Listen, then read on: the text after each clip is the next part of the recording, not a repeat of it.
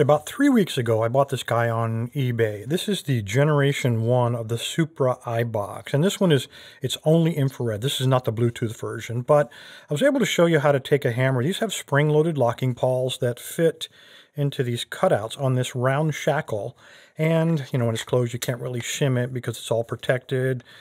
Anyway, by striking it here with the hammer, we were able to dislodge those spring-loaded locking pawls and very quickly get an open. And it raised a question, a lot of you guys as well. There's newer versions of that, and there's about 4 different generations of this lock, and I just got this guy. This is the latest generation.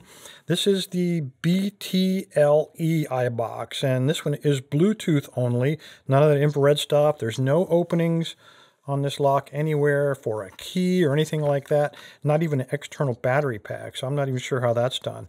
It has a similar type design for a carrier in the bottom.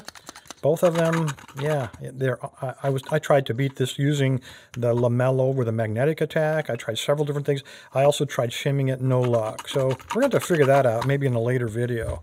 But today the question is the new lock just as vulnerable as the old lock to that attack? And offhand, when you look at this guy, I mean, there's no play in this, and basically a direct connection, but this one looks to be a little bit different.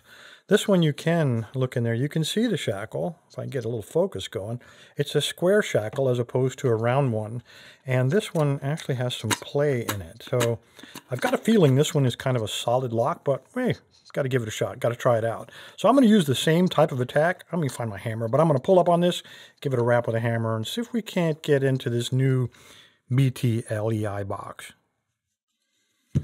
All right, let's give it a shot. I'm going to use the same technique. I'm going to hold it like this. I don't have a key for this thing, so I can't put it on a doorknob. So I'm just going to put my hand and kind of pull up with my thumb and forefinger just to put a little tension on that shackle, and then take my brand new beater. You guys were making fun of the old one, a little bit worn out. Just give it a couple wraps here, see if we can get it. And I've already got that side open.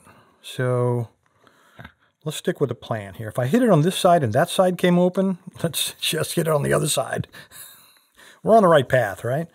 Oop, other end built, don't want to damage it. A couple of wraps over here.